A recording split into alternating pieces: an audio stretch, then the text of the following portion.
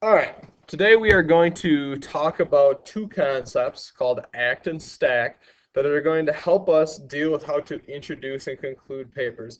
The reason we're going to do this is because oftentimes when we talk about writing papers, we spend a lot of time talking about like grammar and organization, and a lot of things that deal with making the body better, but we don't deal with the nuts and bolts involved with how do we write a solid introduction and a solid conclusion. Now, usually around freshman year, we catch up to the introduction part because the introduction is the first thing that the reader reads. And we teach you guys how to write a decent introduction.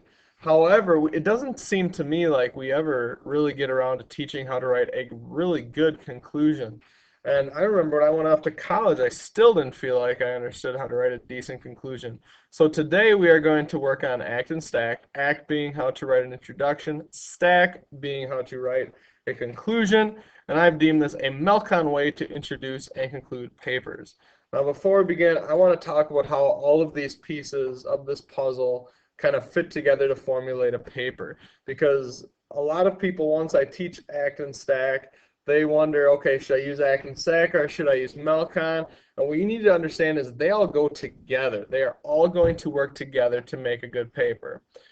In your introduction, you are going to use ACT, which we're going to talk about in a second.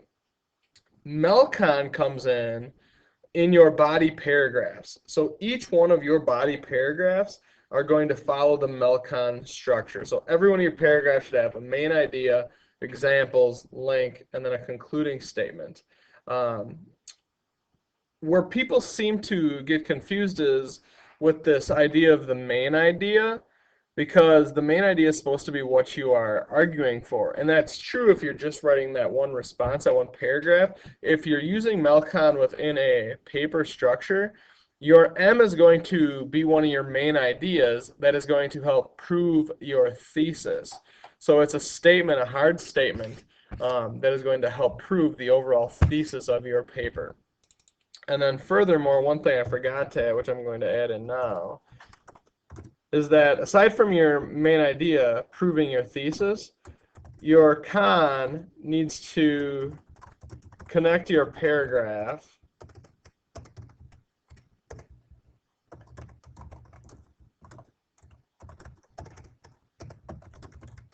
to your thesis. So in your concluding statement, you're going to connect each individual body paragraph back to the main idea of the paper.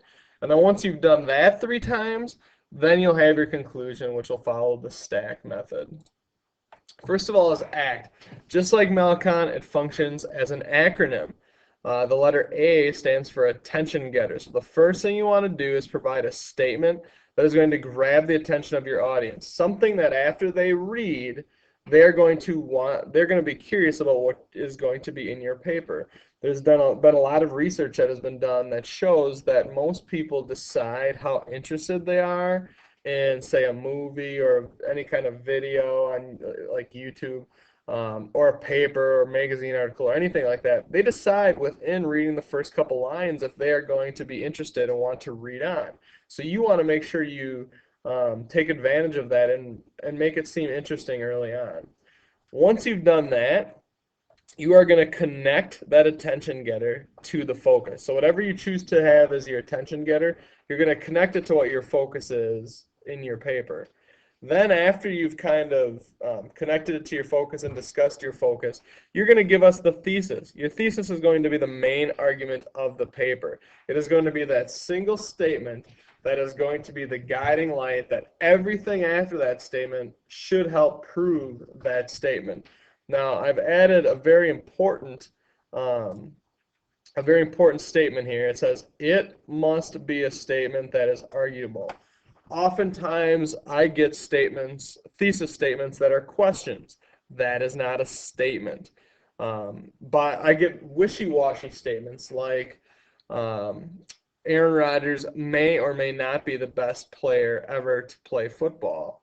Well, if you think about it, the words may or may not means that he either is or he isn't, which means I can say that about absolutely anybody. For instance, I could say Mr. Higgins may or may not be the best soccer player to ever play soccer. Okay, or Mr. Volk may or may not be the best golfer on the planet. If you say may or may not, you can say pretty much absolutely anything, and as long as it's not true, well, that's an option. Okay. Also, you want it to be something that's arguable. So you don't want to say something like grass is generally green.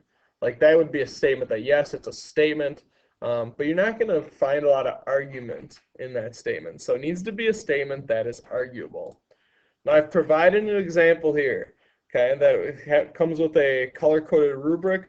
This will show you what I mean by each one of those individual parts. I'm not going to read this to you. I would encourage you to pause the video and kind of read over it, but I'm going to move on, and you can hit play when you're ready to go again.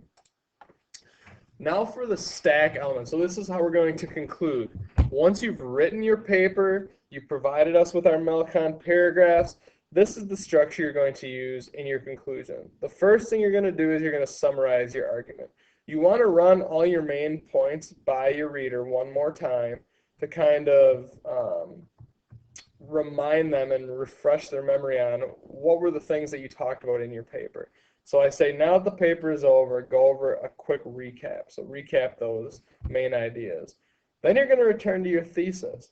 Okay, now that you've returned to your argument, you're going to suggest or show once again what that thesis was that you're proving.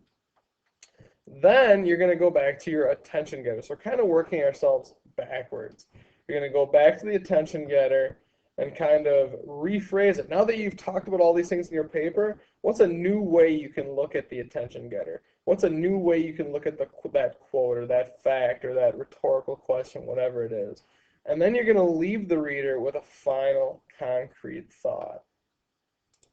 All right, same thing here. I've given you an example, same topic, so it should be easier to follow. Once again, I would encourage you to pause. I'm just going to continue talking here through the end. So if you need more time, go for it. Pause if you need to.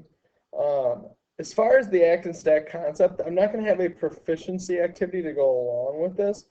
But now that you've had ACT and STAC, an introduction to it at least, and you've gotten some practice with Melcon, you're going to be ready to move on to your cultural literary analysis paper.